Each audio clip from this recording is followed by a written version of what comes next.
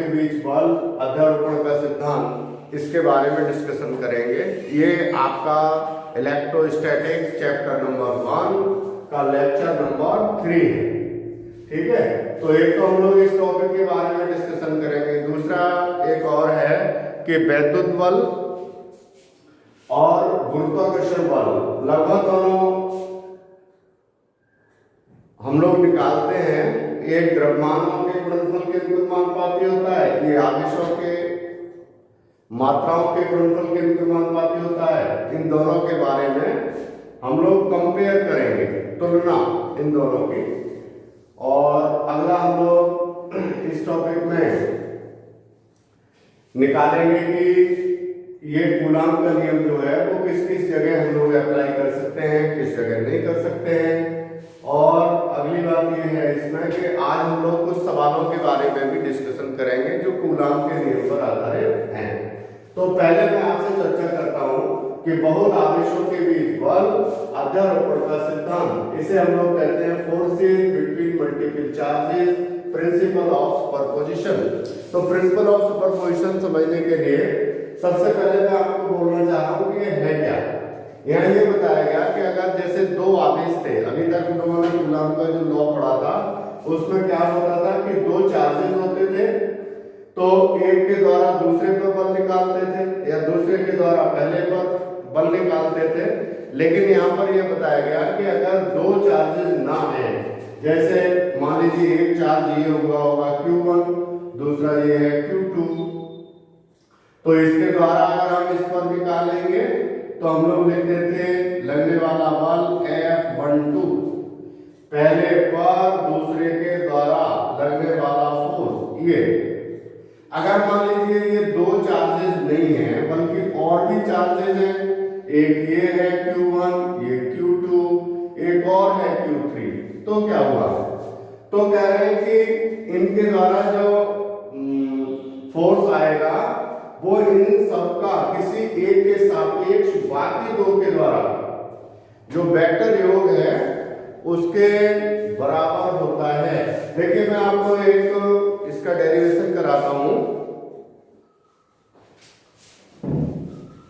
मान लीजिए कि कोई एक निकाय है जिसमें कि n आवेश है, इस तरीके से देखिए।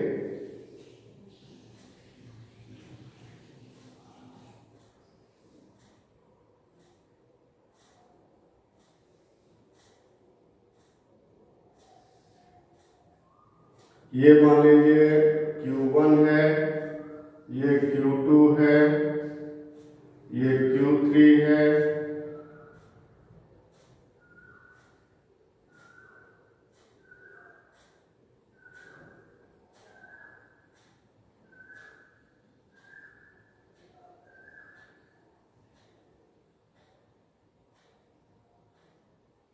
और ये वाला इस तरीके से हम लोग निकालेंगे। इसका जो सदिश, इसकी डायरेक्शन जो है यूनिट वेक्टर 1 2, इसकी डायरेक्शन यूनिट वेक्टर 1 3, इस तरीके से हम लोग इसको लिख दे रहे हैं।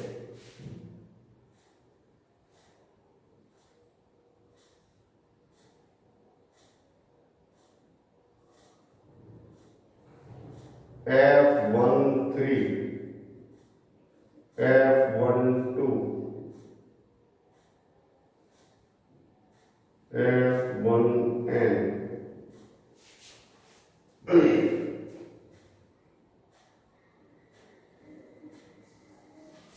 ठीक है नहीं, इस तरीके से आप बनाइएगा इसको।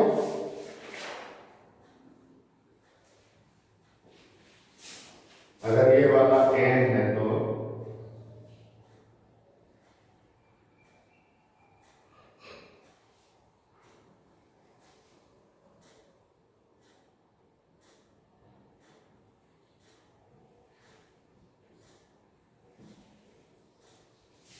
इतना बनाइए आप, फिर मैं आपको बता रहा हूं इसके बारे में।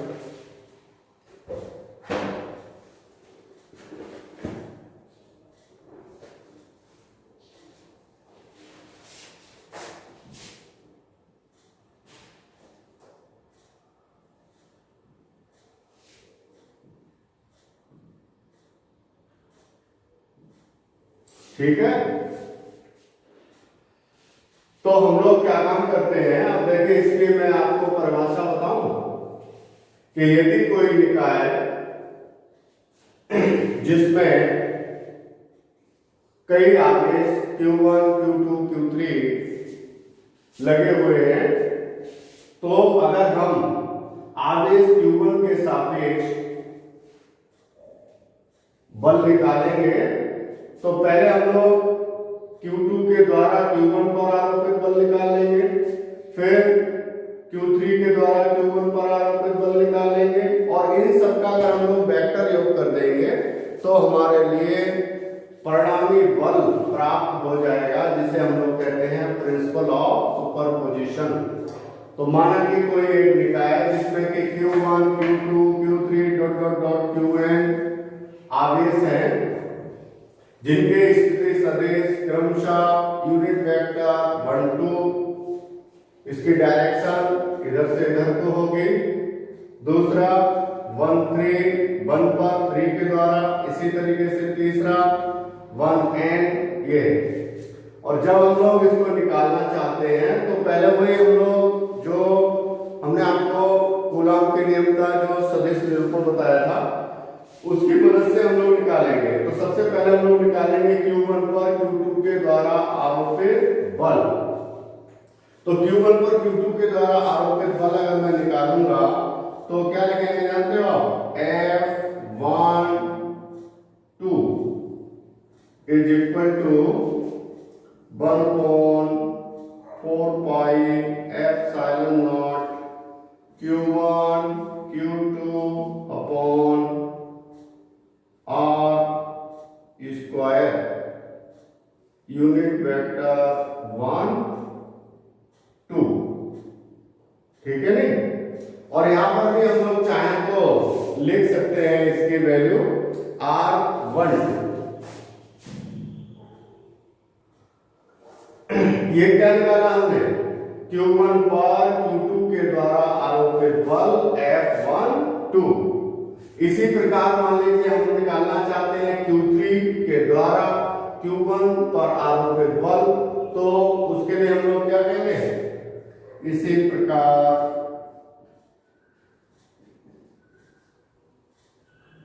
Q1 पर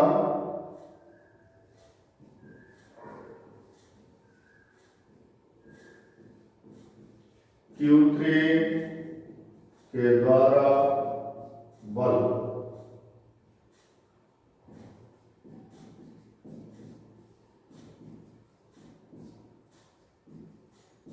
इसको हम लोग कह देंगे F13 is equal to 1/4 pi epsilon naught Q1 Q3 upon R13 square और यूनिट वेक्टर 1 3।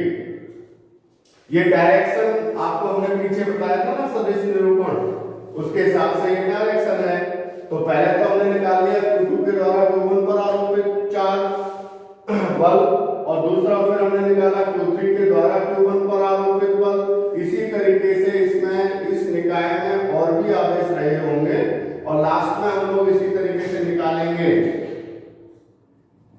किसके द्वारा, N के द्वारा, Qn के द्वारा Q1 पर आरोपित बल। तो इसको थोड़ा सा मिटा दूं, ऊपर का मिटा दूं,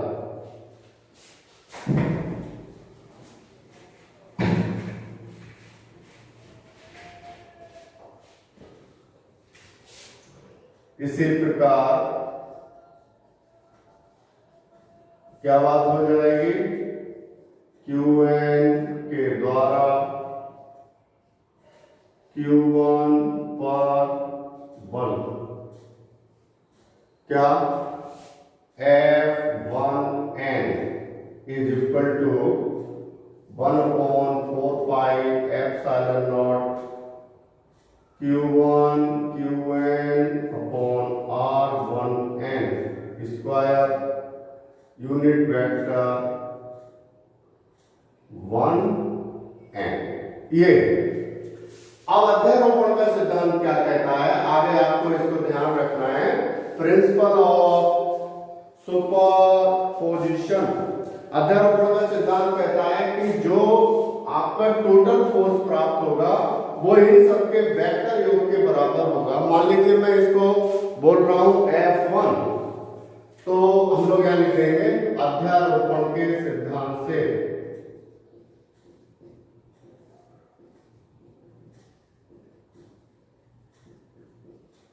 अध्यारोपण के सिद्धांत से अध्यारोपण के सिद्धांत से क्या बात हो जाएगी कि हम लोग इन सबका वेक्टर सम करेंगे और वेक्टर सम करने को हम लोग को क्या कम करना पड़ेगा।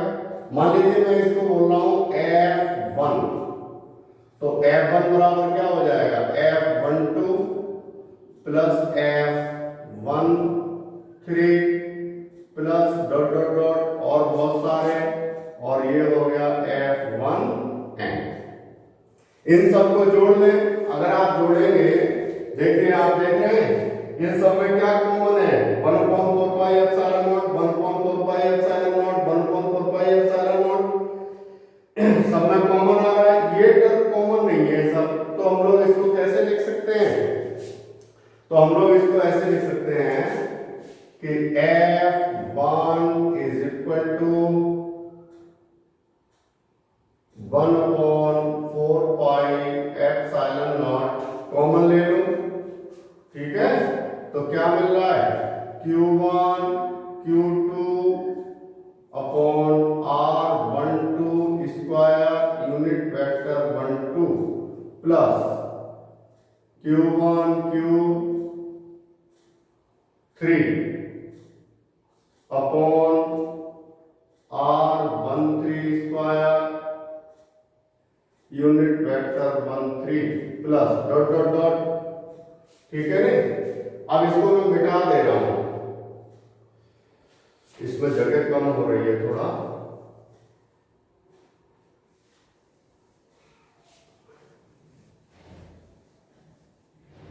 प्लस डॉट डॉट डॉट और लास्ट में क्या आ जाएगा Q1 Qn upon R1 n square और यूनिट वेक्टर 1n। तो इस तरीके से हम लोग इनके वेक्टर योग को करके निकाल सकते हैं परिणामी बल का मान। अब ये तो हमने निकाला था, जानते हो आप किस पॉइंट पर, Q1 पर। हम लोग ऐसा भी कर सकते हैं कि Q1 पर न निकाल के हमें मान लीजिए Q2 पर निकालना होता, तो Q2 पर निकालते अगर, तो इसी तरीके से हम लोग कर सकते थे। Q3 पे भी निकाल सकते हैं, Q4 पे भी निकाल सकते हैं, Q5 पे भी निकाल सकते हैं। तो अगर मैं मान लीजिए Q2 पर निकालता, ठीक है नहीं, किस पर निकालता Q2 पर, तो इसी तरीके से यह लिख दूं, इसी प्रकार अध्यारोपण के सिद्धांत से अन्य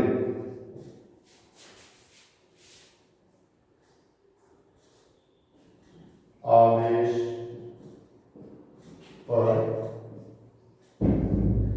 बल ज्ञात किए जा सकते हैं। अब देखो, अगर मान लीजिए मैं Q2 पर निकालता, ये तो मैंने Q1 पर निकाला था, अगर जानते हो इसी तरह आप लोग खुद भी कर सकते हैं। देखिए अगर मैं Q2 पर निकालता और उसको कह देता F2, है ना, इसको क्या कह देता F2, तो F2 क्या हो जाता, इसी तरह बिल्कुल सेम बनता, क्या कि 1/4 pi epsilon not Q2 Q1 upon R21 square unit vector 21। आप समझ रहे हैं मैं क्या कहना चाह रहा हूं कि आवेश Q2 पर Q1 के द्वारा आरोपित बल, अब इसी तरीके से आवेश Q2 पर Q1 के द्वारा निकाल लिया, अब मैं निकालूंगा Q3 के द्वारा, तो Q3 के द्वारा ये तो ऐसे रहेगा, तो क्या आएगा Q2 Q3 upon R23 square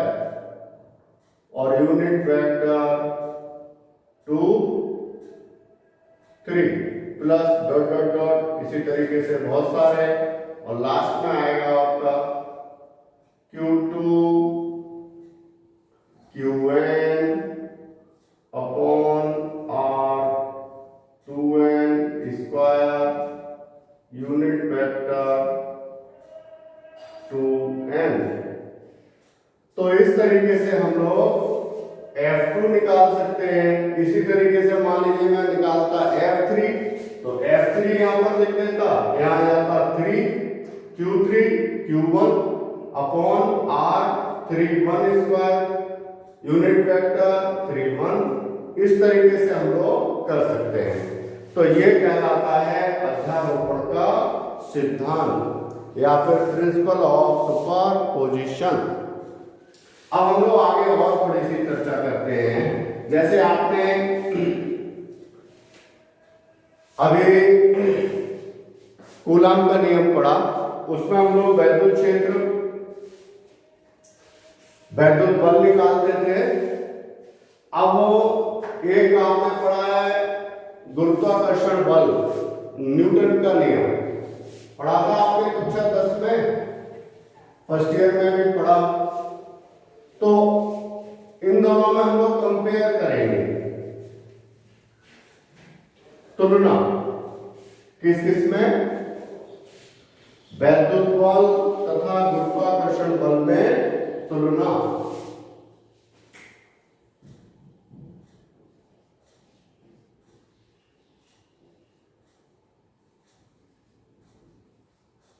इसको हम लोग बोलते हैं Fe तथा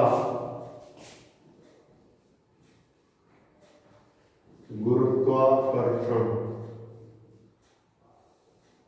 बल, इसको बोलते हैं Fg।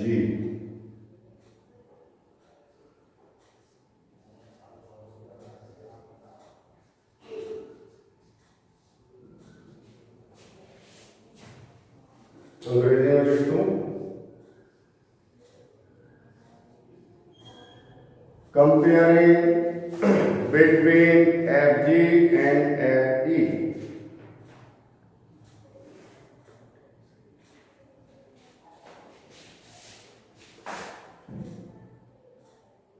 comparison between Fe and Fg, इन दोनों हम लोग कंपैरिजन करेंगे, तुलना करेंगे। ठीक है, तुलना करने के लिए देखिए हम लोग क्या काम करेंगे। तो सबसे पहली बात तो ये है कि बहुत ज्यादा तो हम लोग नहीं इसको डिस्कशन करेंगे। देखिए पहला पॉइंट क्या है, पहला पॉइंट तो ये है, इसकी मैं आपको थोड़ा सा हिंट दूं। ये आपने पढ़ा था Fe, ये क्या होता था, ये होता था 1/4 pi epsilon naught Q1 Q2 upon R square. और Fg क्या होता था, Fg ये होता था G m1 m2 upon R square. तो इन दोनों में अगर हम कंपेयर करें तो सबसे पहली बात तो ये जो दोनों में समानता है वो क्या है कि Fe भी व्युत्क्रम वर्ग नियम का पालन करता है। एक हमने आपको बताया था उस समय inverse square law. Inverse square law क्या है कि Fe is directly proportional to 1/r square. इसका हमने एक ग्राफ भी खींचा था F और R के बीच में। तो ये तो इन दोनों में समानता हो गई कि भाई Fe और Fg दोनों ही व्युत्क्रम वर्ग नियम का पालन करते हैं। इनवर्स स्क्वायर लॉ का दोनों ही नियम पालन करते हैं, पहली बात तो ये हो गई। दूसरी बात ये है कि इन दोनों में Fe के लिए मीडियम की आवश्यकता होती है, माध्यम की आवश्यकता होती है, जबकि Fg के लिए माध्यम की आवश्यकता नहीं होती है। ये हमने आपको बताया था उधर कि Fe जो है वो वैद्युत बल के लिए माध्यम की आवश्यकता होती है, जबकि गुरुत्वाकर्षण बल के लिए माध्यम की आवश्यकता नहीं होती है। एक और बड़ा इंपॉर्टेंट बात बताई गई इसके बारे में कि जो आपका ये गुरुत्वाकर्षण बल है, वैद्युत बल है, ये आकर्षण और प्रतिकर्षण दोनों प्रकार का हो सकता है, जबकि गुरुत्वाकर्षण बल केवल और केवल आकर्षण बल ही होता है। अब इसकी अलग अलग बातें हैं कि ऐसा क्यों होता है। अगर देखो ये दोनों आवेश एक जैसे हैं तो उस कंडीशन में ये क्या होगा, एक दूसरे को प्रतिकर्षित करेगा, ठीक है नहीं, तो ये प्रतिकर्षण का बल हो गया। अगर एक आवेश धनावेश है दूसरा आवेश ऋणावेश है तो इनमें आकर्षण होगा, जबकि इसमें ऐसा कुछ नहीं होता। ये तो द्रव्यमान है, हमने आपको बताया था उधर द्रव्यमान और आवेश में जो डिफरेंस मेन था वो ये था कि द्रव्यमान केवल और केवल पॉजिटिव होता था, जबकि चार्ज जो है वो पॉजिटिव और नेगेटिव दोनों हो सकते हैं। इसलिए गुरुत्वाकर्षण बल केवल और केवल आकर्षण बल होता है, जबकि वैद्युत बल आकर्षण बल और प्रतिकर्षण दोनों होते हैं। एक बात और बताई गई इसके बारे में कि वैद्युत बल का मान गुरुत्वाकर्षण बल की तुलना में काफी अधिक होता है। क्यों होता है भाई काफी अधिक? क्योंकि ये जो स्टैंडर्ड वैल्यू है 1/4πε0, इसका मान हमने आपको बताया था, इसकी वैल्यू कितनी बताई थी? 9.1 9.0 इंटू 10⁹ और इसकी वैल्यू कितनी थी? 6.67 इंटू 10⁻⁻ में जा रही है। तो अगर मैं ये देखूं तो इसकी वैल्यू बहुत ज्यादा है, इसलिए हम लोग ये कह सकते हैं कि दो प्रोटॉनों की अगर मैं बात करूं तो प्रोटॉनों के बीच वैद्युत बल का मान गुरुत्वाकर्षण बल की तुलना में 10⁻36 गुना अधिक होता है। कितना अधिक होता है? 10⁻36 गुना अधिक होता है। अगर मैं इलेक्ट्रॉनों की बात करूं, ये आपके यहाँ न्यूमेरिकल्स में भी आएगा, हम आपको बताएंगे कि अगर हम इलेक्ट्रॉनों की बात करें तो इलेक्ट्रॉनों में वैद्युत बल का मान, दो इलेक्ट्रॉनों के बीच वैद्युत बल का मान गुरुत्वाकर्षण बल की तुलना में 10 की घात लगभग 42 गुना भी अधिक होता है। तो क्या निष्कर्ष निकला? निष्कर्ष ये निकला कि वैद्युत बल गुरुत्वाकर्षण बल की तुलना में काफी अधिक होता है। तो इस तरीके से हम लोग इसके बारे में 3-4 पॉइंट लिख सकते हैं। तो देखिए मैं आपको एक बार और रिपीट करा रहा हूं, तो मैंने सब आपको समझाया था। पहला पॉइंट क्या था? पहला पॉइंट ये है कि वैद्युत बल आकर्षण और प्रतिकर्षण दोनों हो सकते हैं, लेकिन गुरुत्वाकर्षण बल केवल और केवल आकर्षण बल ही होता है। ये हमने आपको समझा दिया ऐसा क्यों होता है। दूसरा ये हुआ कि वैद्युत बल माध्यम पर डिपेंड करता है, जबकि गुरुत्वाकर्षण बल माध्यम पर डिपेंड नहीं करता है। तीसरी बात क्या हुई कि दोनों ही नियम, कौन से? वैद्युत बल और गुरुत्वाकर्षण बल दोनों ही व्युत्क्रम वर्ग नियम का पालन करते हैं। चौथी बात क्या हो गई कि वैद्युत बल गुरुत्वाकर्षण बल से अधिक मजबूत होता है। यहां तक बताया गया कि वैद्युत बल का मान दो प्रोटॉनों के लिए 10⁻36 गुना अधिक होता है। किससे? गुरुत्वाकर्षण बल से। और ये इलेक्ट्रॉनों के लिए बताया गया कि इलेक्ट्रॉनों के लिए इसकी वैल्यू जो है वो लगभग 10⁻42 गुना तक अधिक हो सकती है। तो इस तरीके से हम लोग इन दोनों में तुलना करेंगे। जो मैं आपको नोट्स भेजूंगा उसमें लिख दूंगा ये सब बात को, ठीक है। अगला देखिए, अगला इसमें पॉइंट है वो है आपका कि किस तरीके से हम लोग कूलॉम का नियम की इंपॉर्टेंस क्या है। अगला पॉइंट है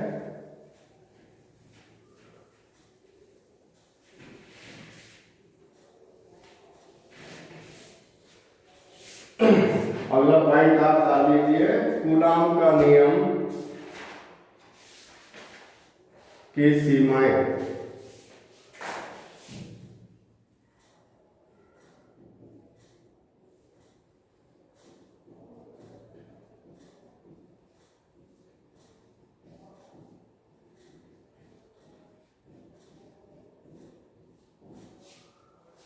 कूलॉम के नियम की सीमा। इंग्लिश में लिखना चाहे तो लिख लें, limitations of Coulomb's law.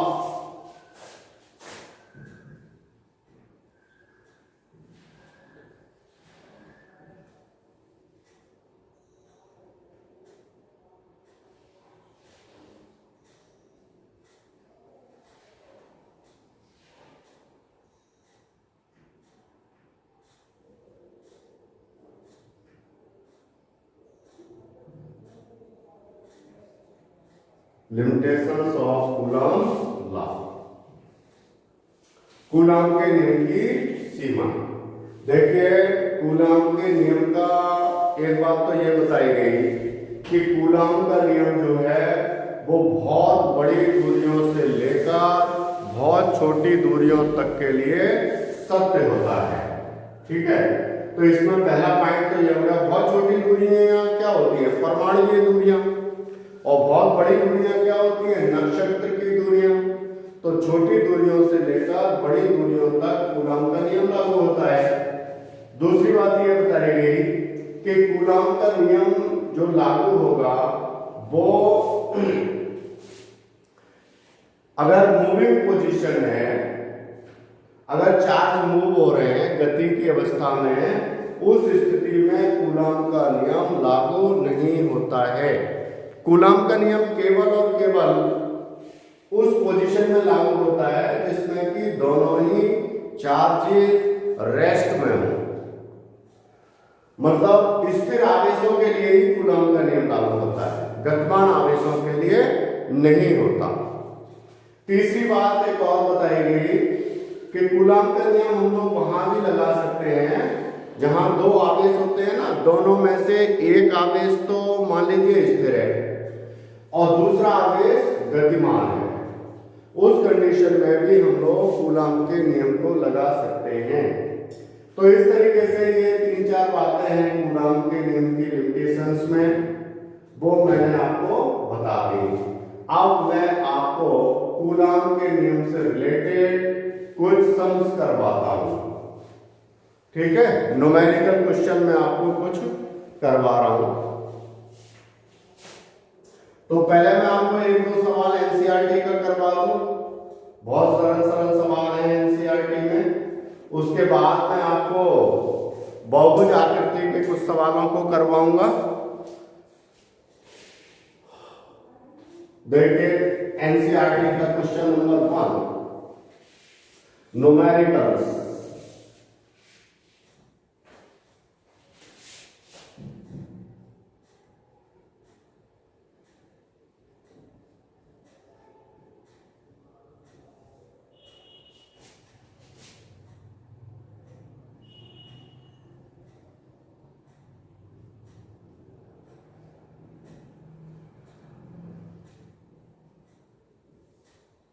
Books होंगे बच्चों पर। तो इसमें देखिए, पहला सवाल तो बहुत सरल सरल दिया है। क्या दिया है देखिए, हम लोग चर्चा करते हैं पहले क्वेश्चन में। सवाल नंबर 1 में आपको दिया हुआ है कि यदि दो आवेश हैं जिनकी वैल्यू Q1 और Q2 का मान दिया है आपको 2 × 10⁻⁴, क्वेश्चन नंबर 1.1। पहला चार्ज दिया है Q1 बराबर 2 कितना है 2.0 इंटू 10⁻⁻7 और Q2 बराबर है 3 इंटू 10⁻⁻7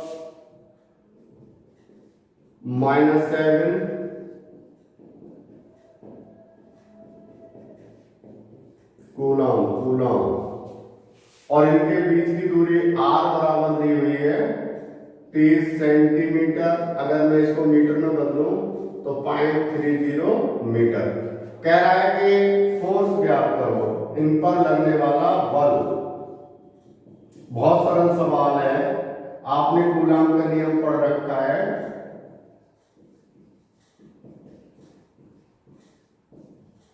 क्या होता है, F बराबर 9.0 into 10⁹ Q1 Q2 upon R square. या हम लोग इसको ये भी लिख सकते हैं कि 1/4πε0 Q1 Q2 upon R square, और 1/4πε0 की जगह ये वाला वैल्यू रख देंगे। ऐसे भी लिख सकते हैं इसको 1/4πε0 Q1 Q2 upon R square. Value रखें, इसका मान रखेंगे 9.0 इंटू 10⁹ Q1 की वैल्यू 2.0 इंटू 10⁻⁻7, Q2 की value 3.0 into 10⁻⁻7 upon R square 0.30 का स्क्वायर। सॉल्व कर लीजिए, देखिए कैसे करते हैं। 3 दूनी 6 और 6 ने 54 इंटू 10⁻, कितनी, देखिए 7 और 7 14 हो गई माइनस की, और 14 में से ये घटा दीजिए 9, तो माइनस की कितनी बची 5। लेकिन अब ये है 0.30 इंटू 0.30। अब 0.30 इंटू 0.30 इसको हम लोग और थोड़ा सा सॉल्व कर लें। तो क्या काम करते हैं, ये वाला पॉइंट घटाएं, 100 लिख लें, ये पॉइंट घटाएं, 2 0 और 2 0 से 2 0 बैलेंस हो गए। अब 3 3 9 हो गए और 9 6 54 हो गए, ठीक है नहीं। तो ये कितना आया, 3 3 9 और 9 6 54, और ये 2 पावर इसमें से बैलेंस हो गई, ठीक है नहीं। तो कितना बच रहा है आपके पास, 6 गुणा 10 की घात कितनी बची, 6 गुणा 10 की घात 5 में से 2 निकल गई तो -3 न्यूटन। तो ये पहला सवाल था एनसीईआरटी का, इसको आप नोट कर लें। वीडियो को पॉज करके आप नोट कर सकते हैं। इसके बाद देखिए दूसरा क्वेश्चन, वो भी लगभग इसी तरीके का है, लेकिन उसमें क्या है कि उसमें रेडियस पूछ रहा है, वो डिस्टेंस पूछ रहा है दोनों चार्जेस के बीच की। तो देखिए डिस्टेंस को हम लोग इसी फॉर्मूले से निकाल लेंगे। ये जो r है ना, इसको पूछ रहा है। देखिए मैं आपको बताता हूं, इसको नोट कर लीजिए। क्वेश्चन नंबर 2,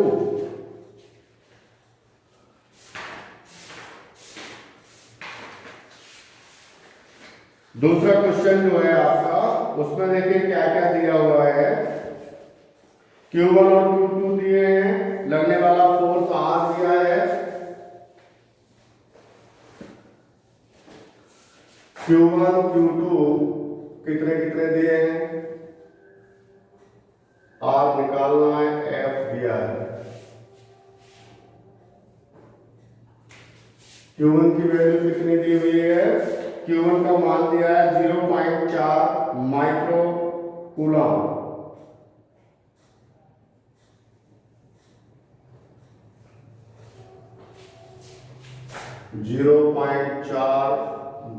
माइक्रोकूलम बराबर 0.4 गुणा 10 की घात -6 कूलम,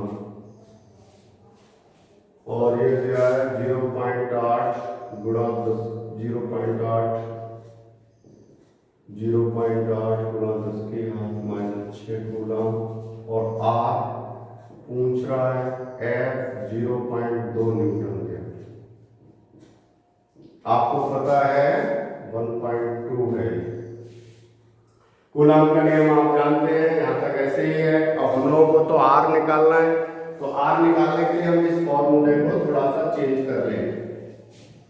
देखिए किस तरीके से, इसको अपॉन 1 कर लो, क्रॉस मल्टी, अब यहाँ पर ये वाली वैल्यू रख लो 9.0 इंटू 10 टू द पावर 9 अपॉन 1 क्रॉस मल्टीप्लाई, तो R स्क्वायर बराबर कितना हो जाएगा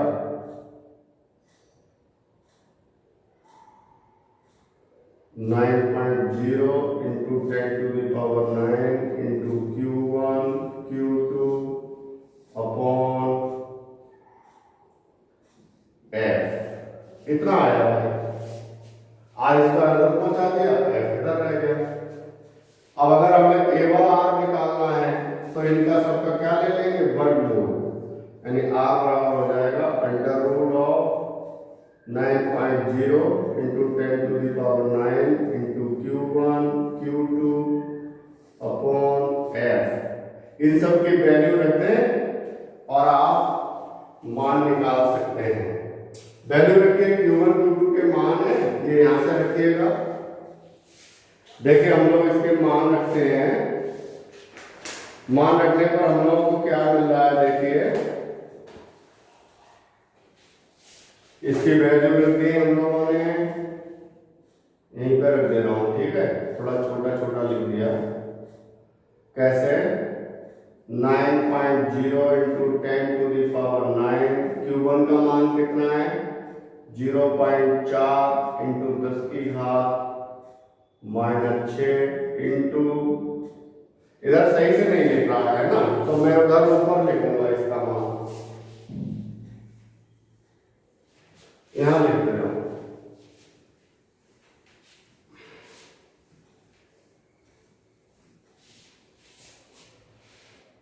देखिए हम लोग वैल्यू रखते हैं R is equal to under root 9.0 into 10 to the power 9 into Q1 का मान कितना था 0.4 into 10 to the power -6, Q2 का मान कितना था 0.8 into 10 to the power -6 upon और F का मान था 0.2 न्यूटन।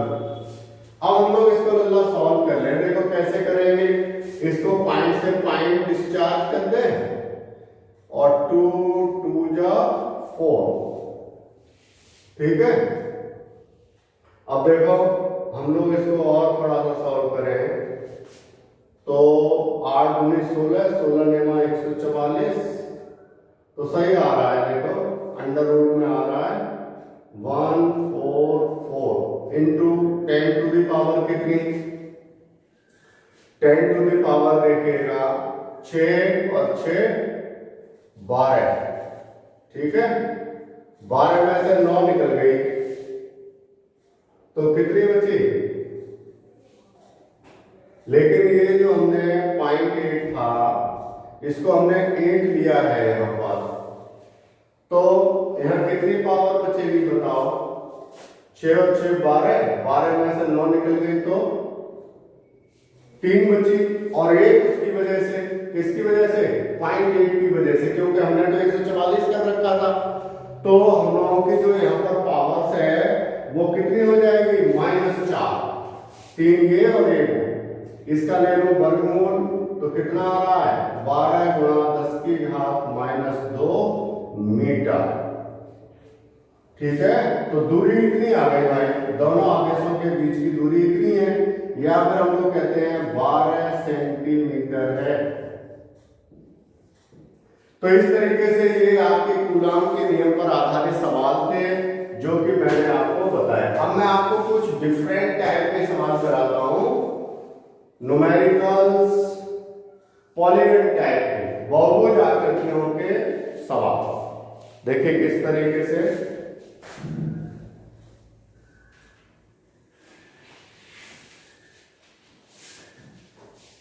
हेडिंग डालेंगे आप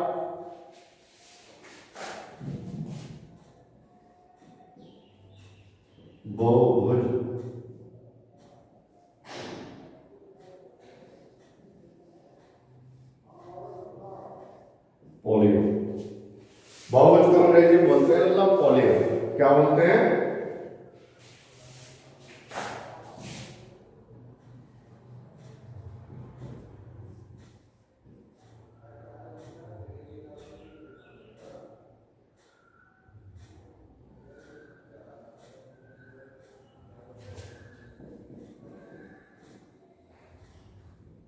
ये सही नहीं है ना? बहुभुज प्रकार के प्रश्न।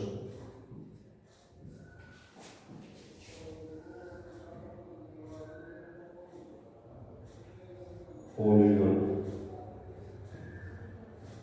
टाइप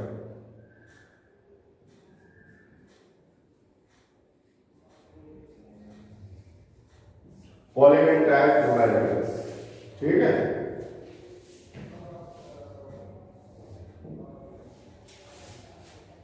तो अब देखिए हम लोग चर्चा करते हैं कि डिफरेंट शेप में किस तरीके से हम लोग आवेश निकालेंगे। सबसे पहले मान लीजिए मैं आपसे ट्रायंगल की बात करूं, एक त्रिभुज है कोई समबाहु त्रिभुज जिसके प्रत्येक सिरे पर Q चार्ज है। कितना चार्ज है? Q। तो हम लोग देखिए कैसे निकालेंगे। अगर हमें ये निकालना हो कि नेट चार्ज ज्ञात करो, किसी भी एक वर्टेक्स पर नेट चार्ज ज्ञात करो, तो कैसे निकालेंगे? देखिए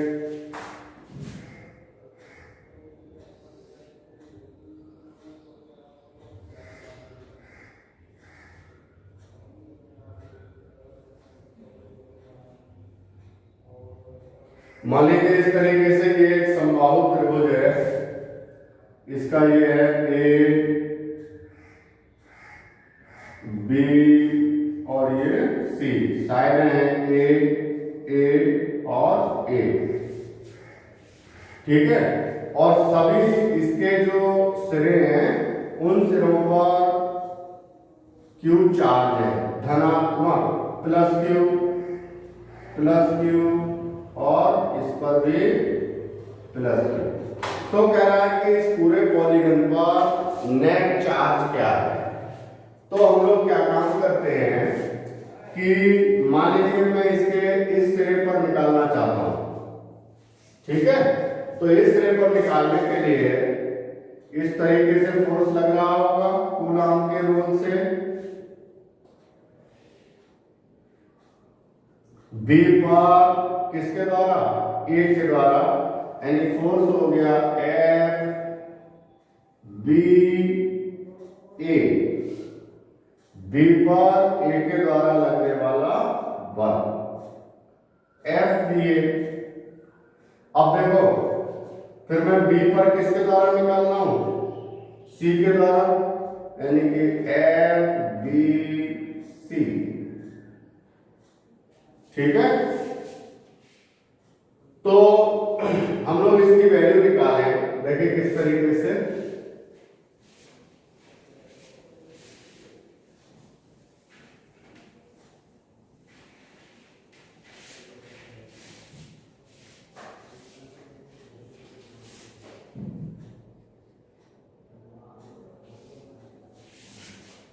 तो बिंदु बी पर जो आवेश आपका प्लस Q रखा है, इस पर लगने वाले किसकी वजह से? ए के द्वारा लगने वाला बल क्या हो गया?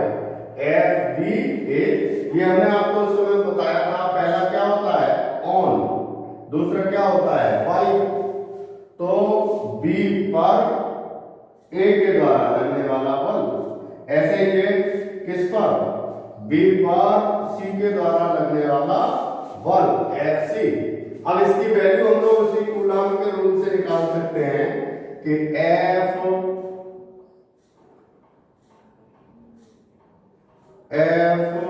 B A बराबर कितना हो जाएगा? वही सूत्र है K Q1 Q2 upon R square. R की जगह A है तो A स्क्वायर यानी कि इसकी वैल्यू हो गई के Q square upon A square. किसकी वैल्यू हो गई? एफ बी ए की। अब देखिएगा आप, चार्ज तो दोनों तरफ सेम है। जब एक जैसे चार्ज है तो जितना फोर्स इसके द्वारा लग रहा है, इसके द्वारा लग रहा है, उतना ही इसके द्वारा भी लगेगा। यानी कि मतलब हो गया आपका कि F C B is equal to K Q square upon A square. Same होगा, ठीक है ना? ये सेम है। मान लीजिए कि इन दोनों को मैं एक जैसे हैं इसलिए कोई अन्य नाम दे दे रहा हूं। मान लीजिए एफ दे दिया। क्या दे दिया? एफ। अब एक चीज यहां सोचने की है, आपने कक्षा 11 में एक चैप्टर था आपका वेक्टर विश्लेषण, उसमें आपने पढ़ा होगा कि जब दो वेक्टर इस तरीके से हैं और इनके बीच जानते हो एंगल कितना है? 60 डिग्री का। तो ये भी 60 डिग्री का।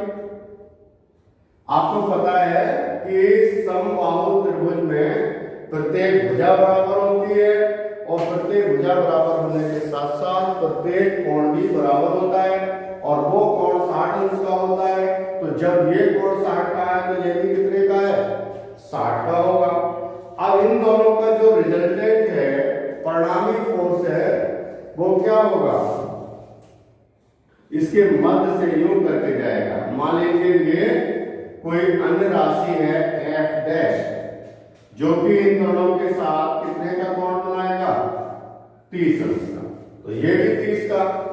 तो हम इस रिजल्टेंट की वैल्यू निकालना चाहते हैं और एक हमने आपको रिजल्टेंट की वैल्यू निकालने के लिए एक फॉर्मूला यूज किया था, आपको ध्यान आ रहा होगा। एक था फोर्स के लिए F बराबर under root A square plus B square plus 2ab cos theta. आया ना? फर्स्ट ईयर में आपने पढ़ा है कि नहीं? हाँ जी, फर्स्ट ईयर वाला ही है ना। अब यहाँ ए और बी क्या है? ये दोनों फोर्स है, ठीक है? और इन दोनों के बीच जो कोण है, इन दोनों फोर्सों के बीच, ना कि इसके और इसके बीच। तो इन दोनों फोर्सों के बीच जो कोण है वो 60 अंश का है। तो हम लोग अगर इसकी वैल्यू लिखते हैं तो देखिए इस तरीके से हम लोग करेंगे कि एफ स्क्वायर प्लस, क्योंकि मैंने ये मान लिया कि ये दोनों एफ है, एक जैसे हैं तो हम लोग एफ कह सकते हैं। तो F square plus 2 F F cos 60। और कॉस 60 की वैल्यू आप लोगों को पता है? बताओ भाई। कॉस 60 का मान तो जानते ही होंगे। एफ स्क्वायर कितने हो गए? 2f square plus 2। अब ये भी एफ स्क्वायर हो गया और cos 60 की वैल्यू होती है 1/2। तो 1/2 से 2 बैलेंस हो जाएंगे इसके। तो क्या मिल रहा है आपको? अंडर रूट में 2f स्क्वायर और 8f स्क्वायर यानी कि 3f स्क्वायर। मान लीजिए f डैश था तो f डैश की वैल्यू मिली आपको 3f स्क्वायर। अब इसका जो स्क्वायर है इस अंडर रूट से, तो इसको हम लोग ऐसे लिख सकते हैं f डैश बराबर f अंडर रूट 3। ये वैल्यू आपको मिल रही है। अब f का मान आप यहां से रख सकते हो, इसमें f की जगह ये वाली वैल्यू रख सकते हो तो आपको पता चल जाएगा इसका मान। तो f डैश बराबर f की वैल्यू क्या हो गई बताओ? ये है कि Q square upon A square under root 3। तो जो रिजल्टेंट फोर्स है उसका मान आपको इस तरीके से निकालना है। तो हम लोग ऐसे कह सकते हैं कि जो नेट फोर्स है वो ये आपको प्राप्त, ठीक है? किसी भी एक वर्टेक्स पर आप इस तरीके से फोर्स की गणना कर सकते हैं। ये जो फोर्स हमने निकाला है ना, वो यहां निकाला था। आप ऐसा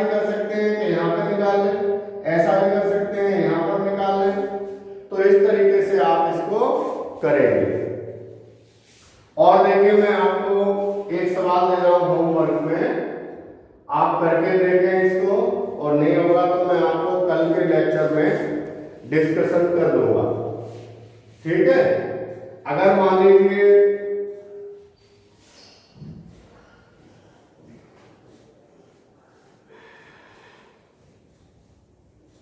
चलिए होमवर्क में मैं आपको जो पीडीएफ भेजूंगा उसमें दे दूंगा कुछ,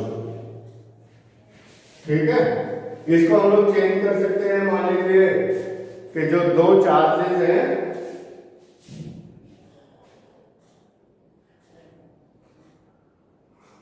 ये तो सेम है, अब ये चार्ज माइनस का हो जाए तो नेट चार्ज क्या है, इसकी भी हम लोग गणना इसी तरीके से निकाल लेंगे।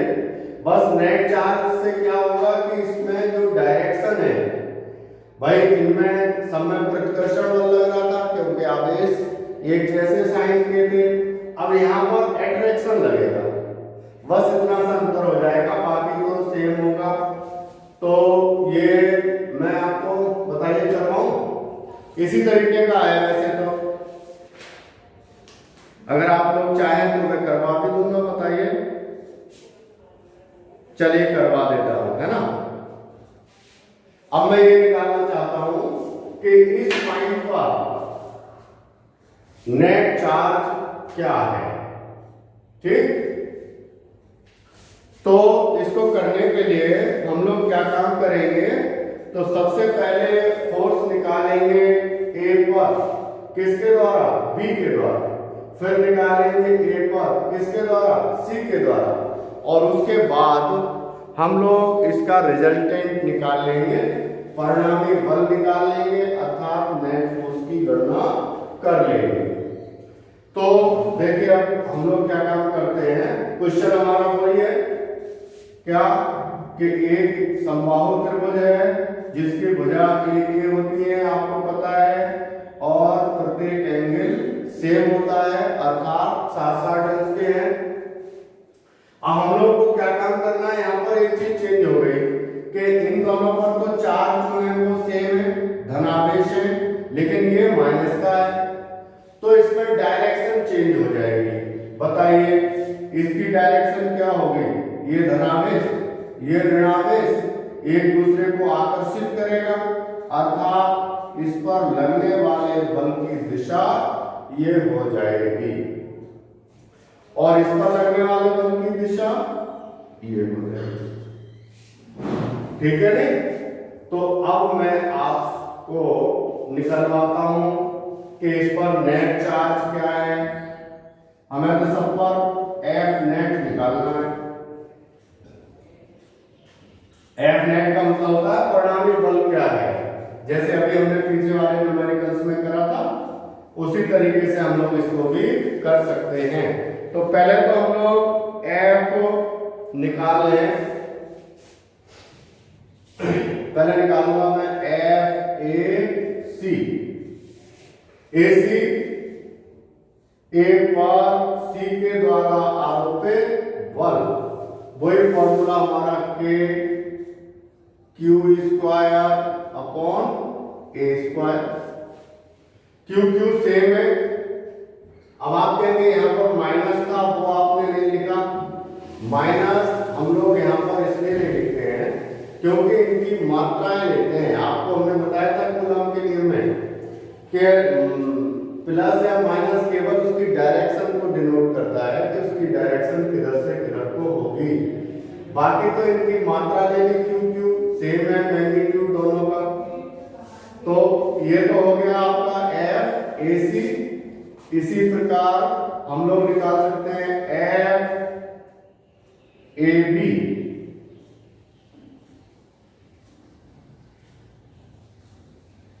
ए पर बी के द्वारा आरोपित बल एफ ए बी बराबर के Q square upon A square, ठीक है, दोनों सेम है। अब इसका परिणामी, अब देखिए यहाँ पर परिणामी जैसे हमने आपको पीछे बोला था, सेम वही कंडीशन है, ये एक फोर्स ये दोनों के बीच 60 अंश का कोण, परिणामी ये, ठीक है ना। तो सेम वही फॉर्मूला आप यूज कर लोगे जो वहां पर किया था अभी आपने पीछे वाले क्वेश्चन में। तो हम लोग को परिणामी f निकालना है, तो परिणामी f निकालने के लिए हम लोग जो हमने पीछे वाले क्वेश्चन में फॉर्मूला लगाया था सेम उसी तरीके से कर सकते हैं। कैसे कर सकते हैं देखिए, f नेट की वैल्यू इसमें और उसमें सेम है, सेम ही आएगी क्योंकि ये चार्जेस दोनों एक जैसे हैं। मान लीजिए हम प्रत्येक को f कह दे रहे हैं, क्या कह दे रहे हैं f, तो वही फॉर्मूला सेम है f डैश मान लिया इसको, या f नेट भी कह सकते हैं, तो बराबर वही f square plus f square plus 2f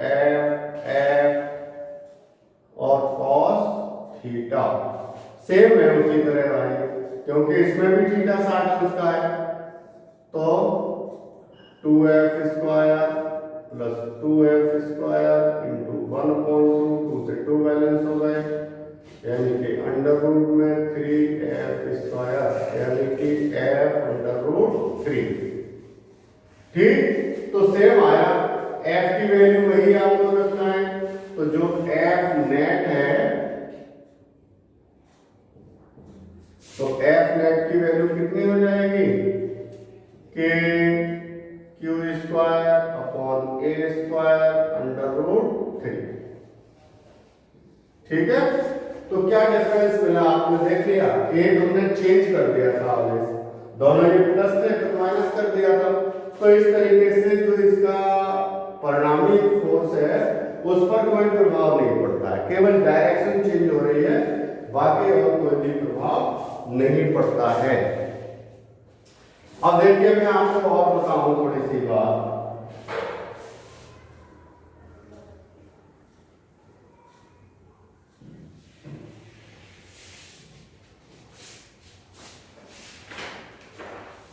अब मैं आपको बता रहा हूं कि जैसे ये तो हमने ट्रायंगल्स की बात करी थी कि त्रिभुज के लिए, अब मैं आपसे बात करता हूं चतुर्भुज के लिए। मान लीजिए स्क्वायर है या रेक्टेंगल है, तो उसके लिए हम लोग कैसे निकालेंगे,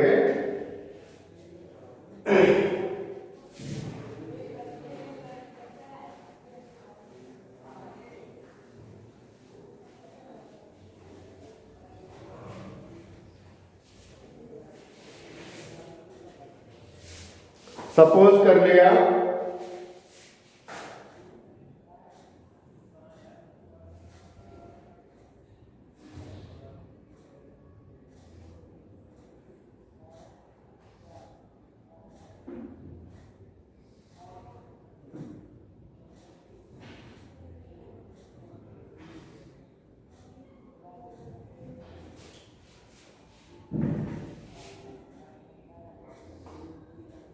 ये एक रेक्टेंगल है, इसका नाम दे दूं ए बी सी और डी, इन पे चार्ज है क्यू क्यू क्यू और क्यू, सब जगह प्लस चार्ज है। ए बी सी डी ये कोई हमारा आकृति है, रेक्टेंगल हो सकता है, स्क्वायर भी हो सकता है, और उस पर जो चार्ज है वो क्यू क्यू क्यू इस टाइप से है। तो अब हम लोग को इस पर नेट चार्ज निकालना है मान लीजिए, तो इस पर हम अगर नेट चार्ज निकालना चाहते हैं तो कैसे निकालेंगे, वही तरीका है जो उसमें हम लोगों ने किया था।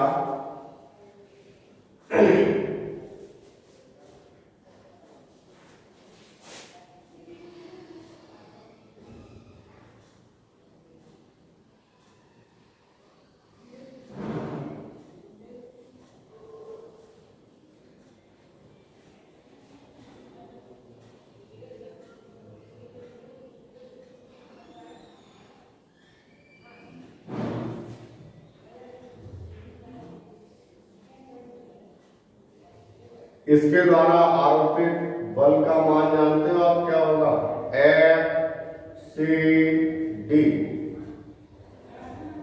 और ये एफ सी ए, और ये वाला एफ सी बी। ठीक है, तो इस तरीके से हम लोग इसको डिस्कशन करेंगे। तो ये तो आपको पता ही है, इस पर जो आरोपित बल होगा उसका मान क्या होगा, सब एक जैसे साइन के, तो हो गया एफ सी बी बराबर के, और कितना Q1 Q2 अपॉन साइड मान लीजिए ए है, ये स्क्वायर है, ठीक है, तो ये हो गया ए स्क्वायर। अब Q1 Q2 दोनों है, यानी कि QQ, तो ये हो गया के Q square upon A square. इसी तरीके से ये दूसरा वाला भी एफ सी डी के Q square upon A square, ये भी सेम है। मान लीजिए हम लोग इनको एफ एफ कह दे रहे हैं, क्या कह दे रहे हैं, एफ, लेकिन यहां पर आपको थोड़ा सा डिफरेंट है, क्योंकि चार्ज तो सेम है लेकिन इसकी ये वाली साइड सेम नहीं है। तो उस कंडीशन में क्या होगा कि ये वर्ग का विकर्ण होता है, और वर्ग का विकर्ण बराबर होता है भुजा अंडर रूट 2। तो इसकी वैल्यू होती है, ये हो गई ए अंडर रूट 2, कितनी हो गई, ए अंडर रूट 2। तो हम लोग ए अंडर रूट 2 इसकी वैल्यू अगर निकालेंगे तो ये हम लोग को मिल जाएगी कितनी,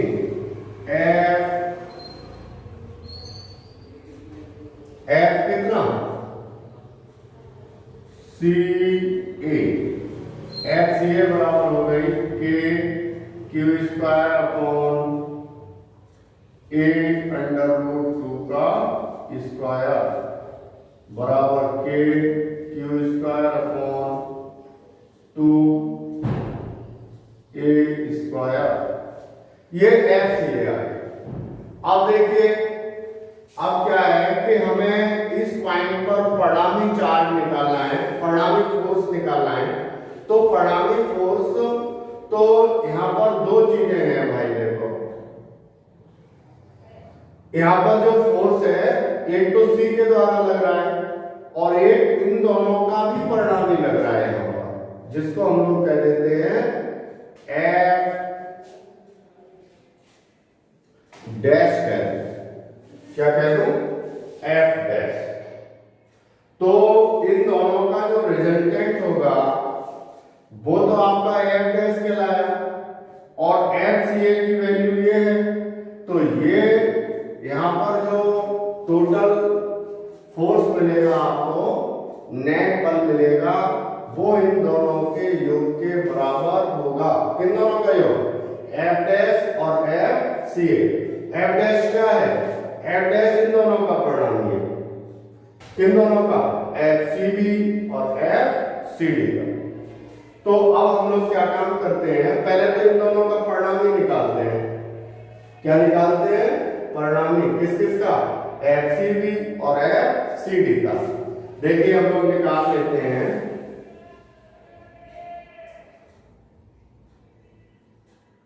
एफ डैश बराबर under root F square plus F square plus 2 F F cos. अब आई बात, थीटा कितना है भाई, देखिए थीटा इन दोनों के बीच कितने अंश का कोण बन रहा है बताओ,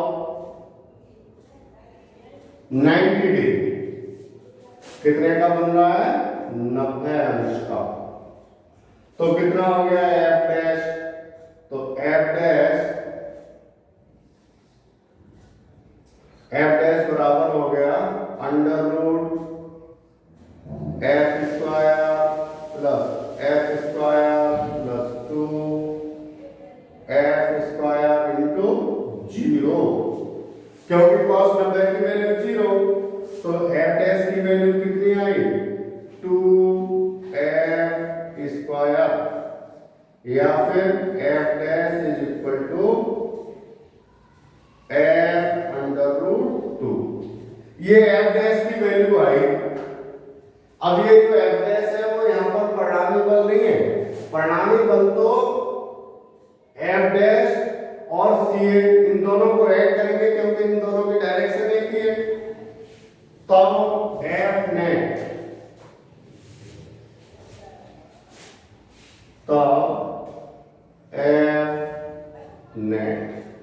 एफ नेट कितना हो गया? एफ नेट हो गया F dash plus F C A. F dash की वैल्यू आपने निकाल ली अभी। कितनी निकाली? एफ की वैल्यू रख दूं यहां। एफ का मान कितना है? K Q square upon A square, K Q square upon A square under root 2।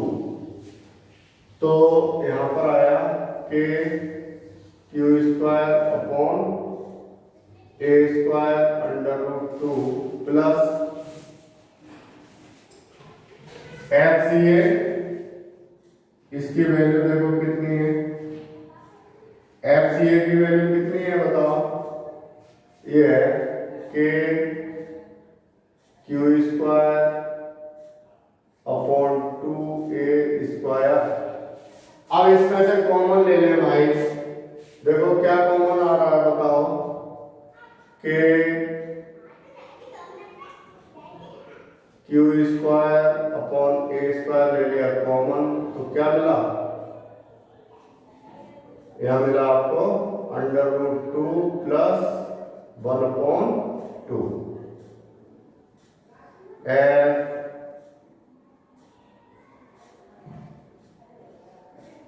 Net.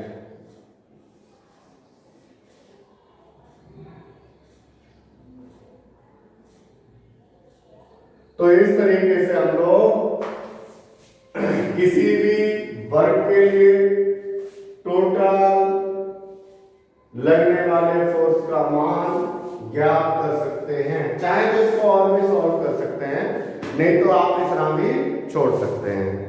तो अभी इसमें सवाल तो भाई बहुत सारे हैं। तो अब आज के लिए लेक्चर ये इतना ही है। अगले लेक्चर में मैं आपको कुछ और सम्स कराऊंगा, ठीक है? तो आज के लिए इतना ही। Thank you students.